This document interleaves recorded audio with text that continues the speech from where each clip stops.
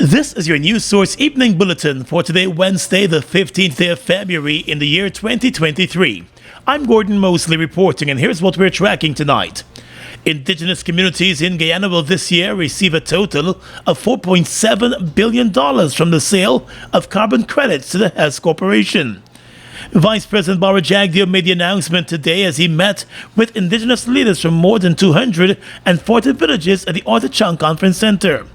The $4.725 billion represents 15% of the sale of the carbon credits to the Hess Corporation for this year. In the first year, this year, 2023, we would receive $150 million. The 15% share of that, the Amerindian, is $22 million, which is $4.725 billion, $22.5 million, which is $4.7 billion that you receive when you convert it into Guyana dollars, the $22 million.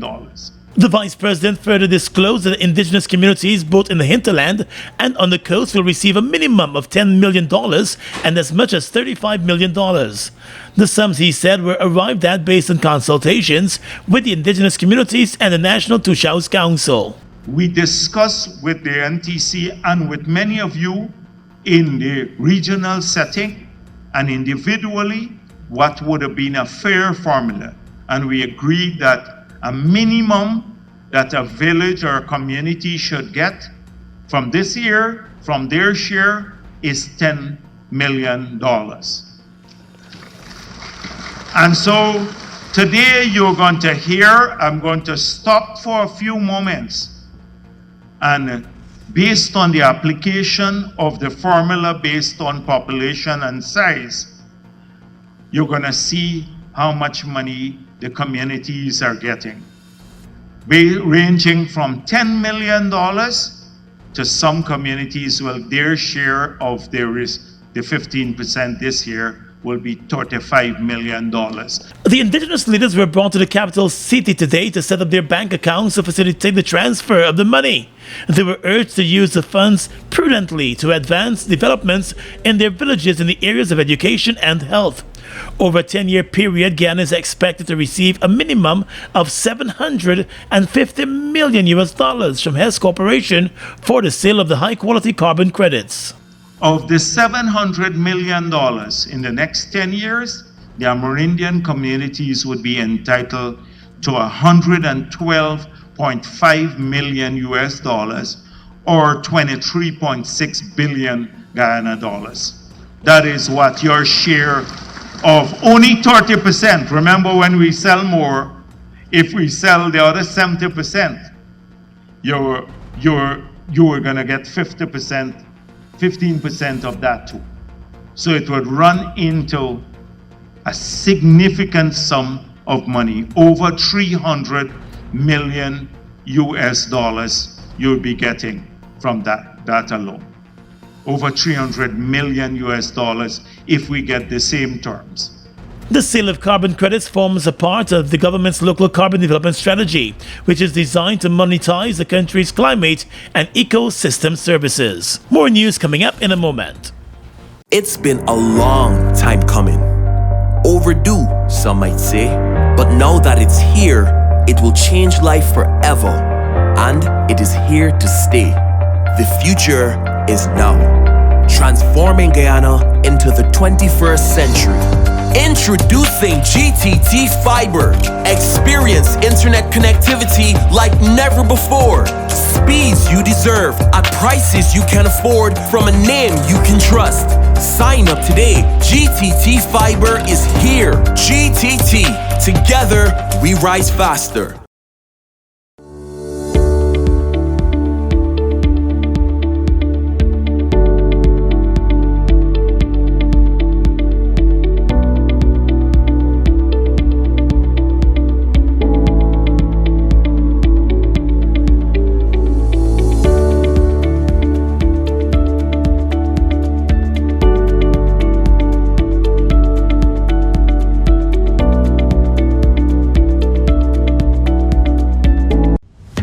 Giftland Office Max, we're all about customer satisfaction.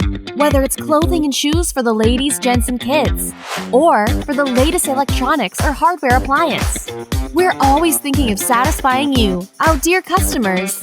Now you can shop online at www.giftlandofficemax.com or visit us at the Giftland Mall, where we're happy to serve each and every one of you.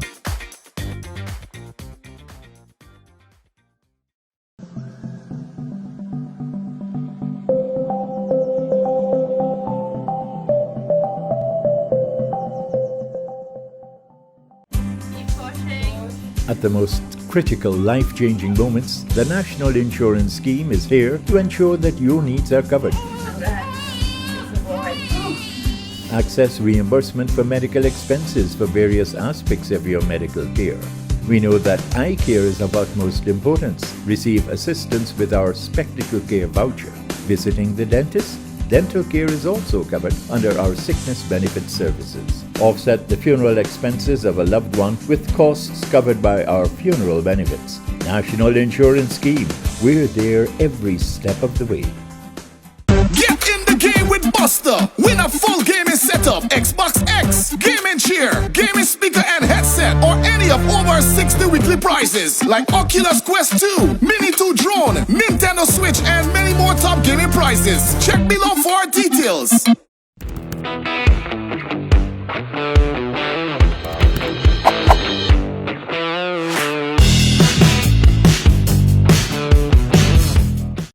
Strong and solid in countries far and wide. New India Assurance, we're standing by your side.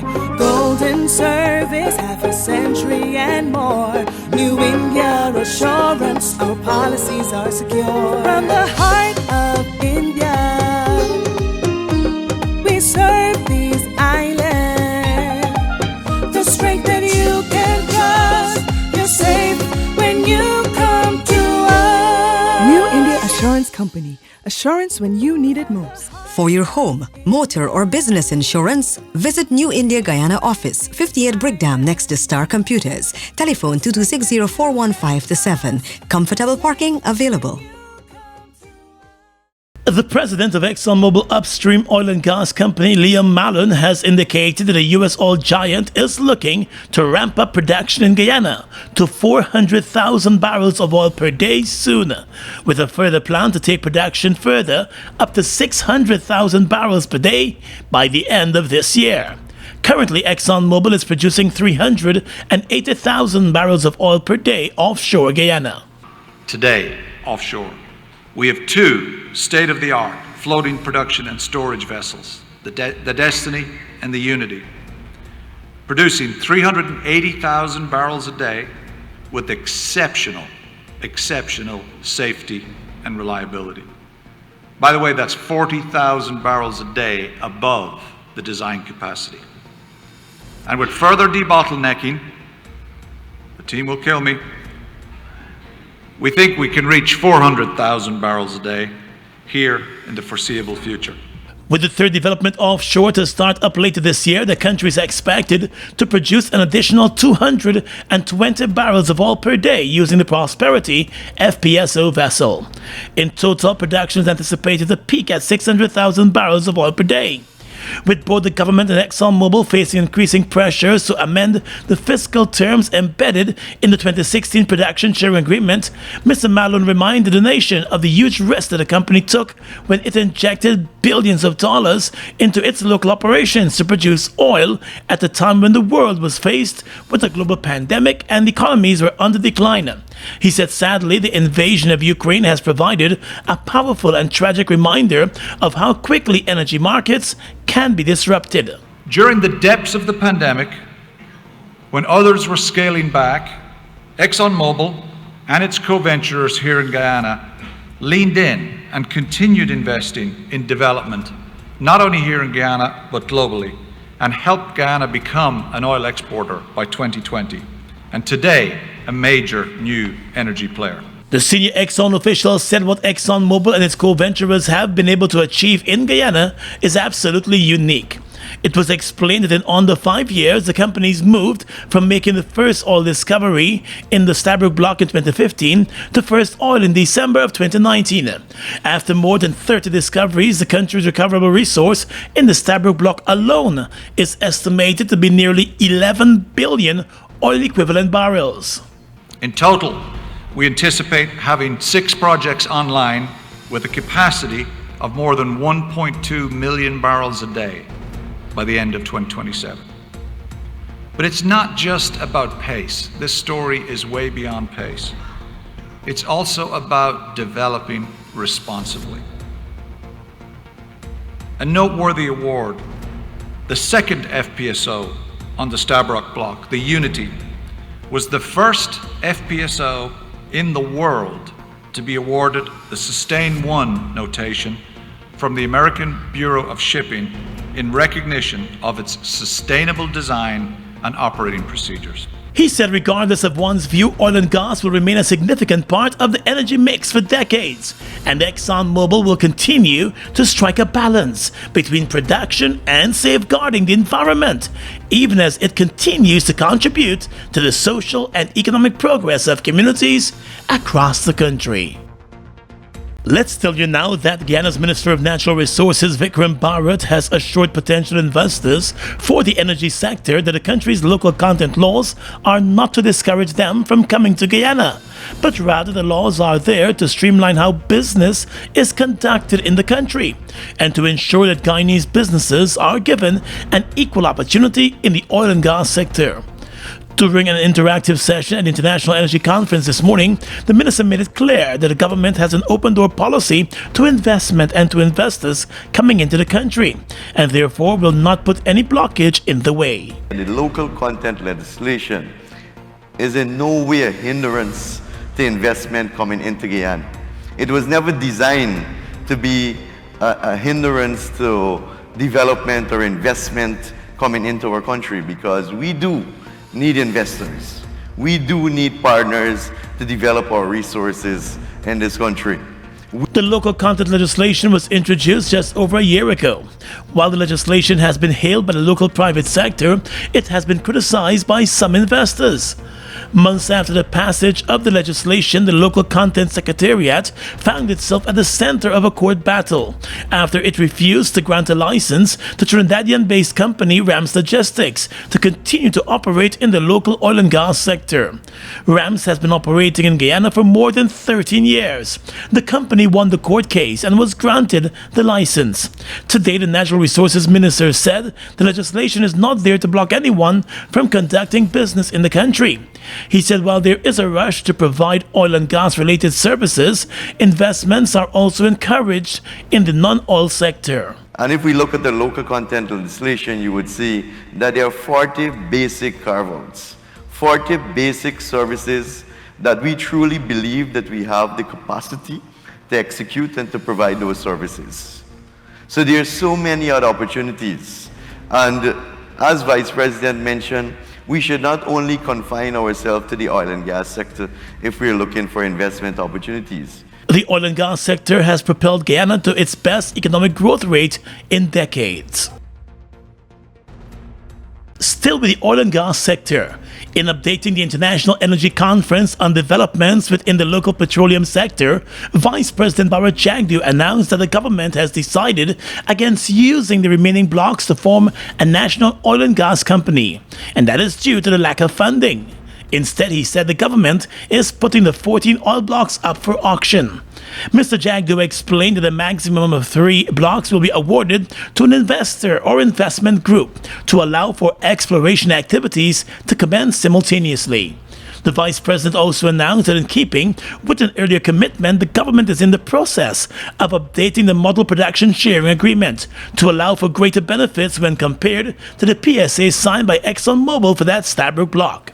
You had 10 contracts that were signed that had the old fiscal terms. Now we have changed that. The royalty rate has moved from 2% to 10%. There was no corporate tax. No corporate tax. Now you have a 10% corporate tax, where 75% went to cost recovery, 25% in the period before the investment had been paid off, and 25% this would be distributed. Now we've capped that at 65%. We said there was a need for ring fencing, but given the size of the future blocks, we decided against ring fencing because they're small enough, especially those blocks that are going out to tender. According to Mr. Jagdeo, the new fiscal terms will be applicable to the contracts that were signed in the past, with the exception of the one signed by ExxonMobil for the Stabroek block. The decision, he said, has not found favor with Exxon. We had a discussion with Exxon because they've invested in some of these blocks too, the Kanji and the Kaichor blocks, and they were not pleased with the new fiscal terms, but we said this in opposition, that's what we're going to do, and we did it openly, transparently, and now all of the new players, anyone moving to production in the future in Guyana, would have to comply with these new terms. Vice President Jagdeo said even with the new fiscal terms, which may appear a bit high, the country will still remain one of the most competitive jurisdictions in the world. He assured that the terms will not be a deterrent to new investments. He said in addition to the new PSA, the government is looking to have in place a new Petroleum Act by the second quarter of this year. Meanwhile, in addition to the 14 oil blocks currently up for auction, the government of Guyana is in talks with Brazil, Qatar and India, among other countries, about oil exploration offshore Guyana. So we've gone out to auction now for 14 blocks, and we still have remaining some areas where we hope to work through bilateral arrangements with the governments of Brazil, Qatar, India, and those others who have expressed. Kuwait has just expressed some interest in that regard. Kuwait is another country which has expressed an interest in oil exploration offshore Guyana. Guyana, bring out the entire family and let's celebrate our 53rd Republic anniversary as lots of beautiful, vibrant costumes make their way through Church Street into Irvin Street to the National Park. We going on Irvin Street while you enjoy delicious food and drinks along the route. This Mash Day on Thursday the 23rd of February. Come out, let's mash together as one Guyana. Mash.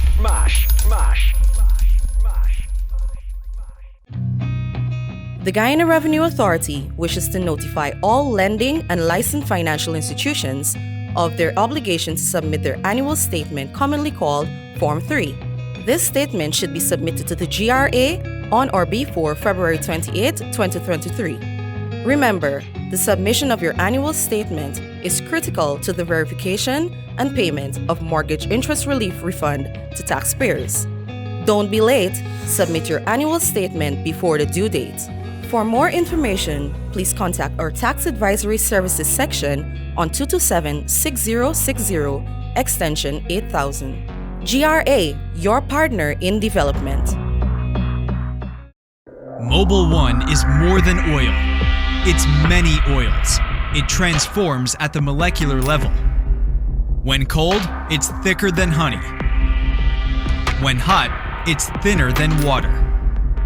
Mobil 1 adapts and readapts to last longer. 16,000 kilometers between oil changes. That's your engine evolved. Sol Guyana is the authorized distributor of Mobil lubricants. You taste the cheese, you hear the crunch. Grab a zoomers and zoom into fun. And with the first taste, you feel like you don't want it done. Blast off to a whole new place with every single bite. The cheesy goodness bring your taste buds alive. So let's just zoom into fun with this wheel-shaped light. Zoomers, zoomers, zoom into fun. Anson Mini Mart is now open to serve your everyday wants and needs. Our experienced pharmacists will help you feel your best, ensuring you bring home everything you need. We guarantee you will come back for everything you want. Our team is friendly. Our shelves are stocked and ready. Hassle-free shopping for your busy life. Ansem Mini Mart, everyday shopping made easy. From our home to yours. Ansem Mini Mart is now open to serve you. Call 220-0505 or check out our Ansem Guyana Facebook page for more details. Now to this story about an embarrassing diplomatic situation. Having already protested an American Airlines policy to have senior government officials make their way to the counter check-in area for their departure flights instead of an agent visiting them in the VIP section of the Chedijagan airport, the government of Guyana now intends to write to American Airlines over its treatment of two visiting Caribbean prime ministers during their departures.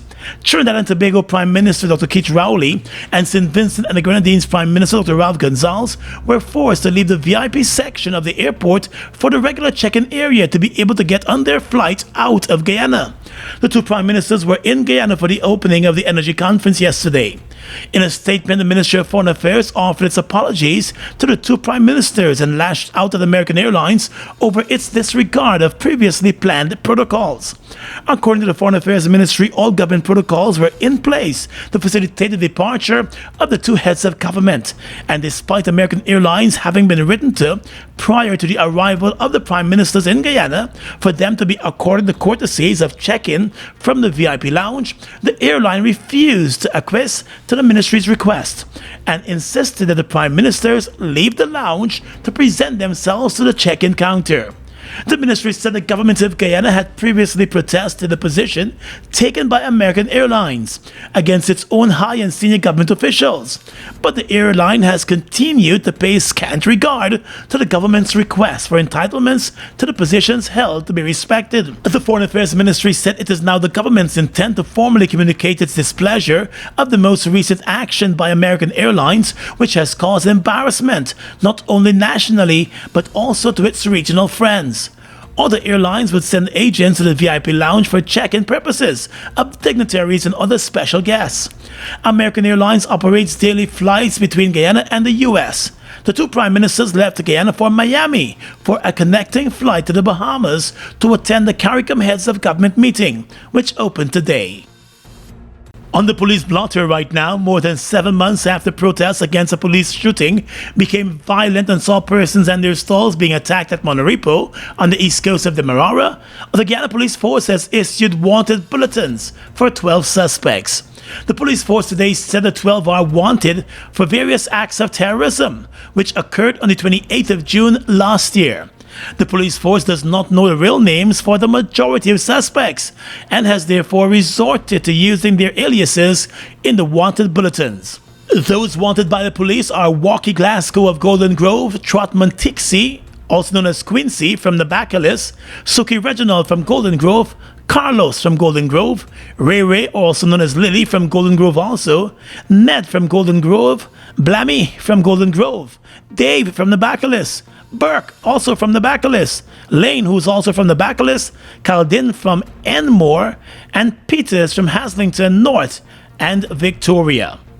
The Guyana Police Force said anyone knowing the whereabouts of those men should call the police with the information so that they could be arrested and made to face charges.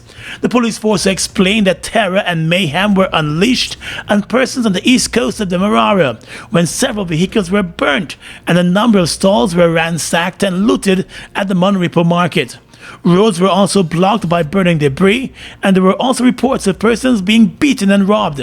The protests were launched in response to the police gunning down of a young man from the Bacalus during an undercover operation, which resulted in that same policeman being charged and remanded over the young man's death.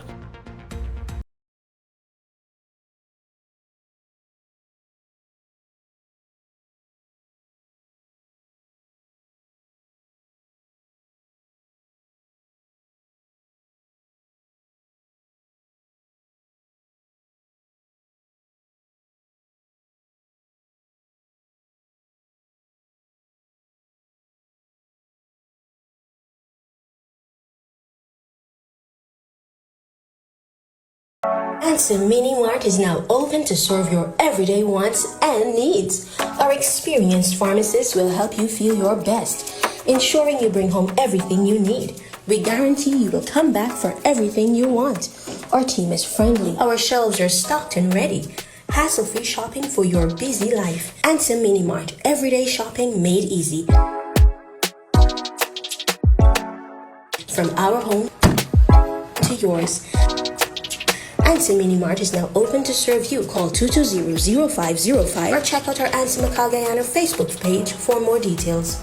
Food Max Supermarket, located on the ground floor of the Giftland Mall, is your one-stop shop for all your grocery needs. We stock a variety of imported frozen meat and food products, fresh produce, and pet supplies, freshly made bread. Rotisserie chicken and patties are also available daily. Shop in comfort today at Food Max and let our courteous staff assist you in satisfying your shopping needs. Food Max, the fresh food specialist.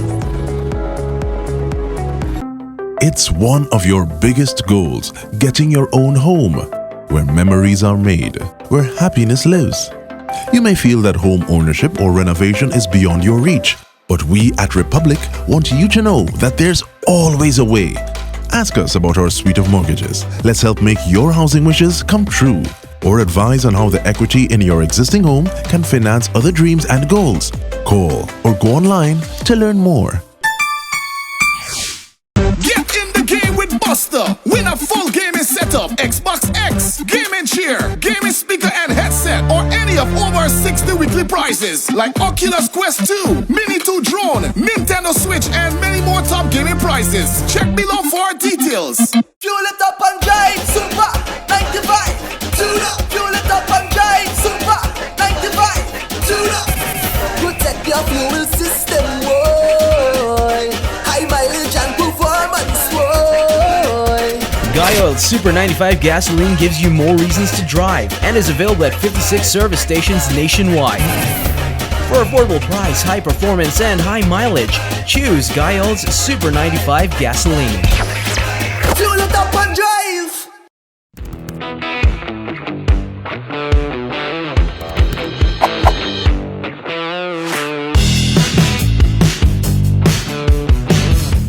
Across the region tonight, El Salvador's state of emergency to combat gangs, which has widespread public support despite the growing prison population and allegations of human rights abuses, will be maintained until all criminals are captured. That's the word from the country's security minister. Since President Nayib Bukele asked the country's Congress to approve a state of exception in March last year, security forces have arrested more than 64,000 suspected gang members and their associates.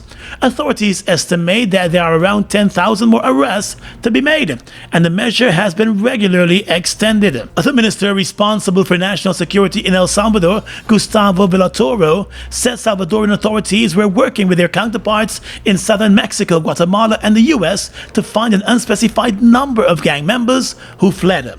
The crackdown on El Salvador's notorious gangs has more than half murders in one of the most crime-ridden countries in the Western Hemisphere, drawing the interest of other nations struggling with gang violence and raising questions about rights that citizens are willing to exchange for living on safer streets.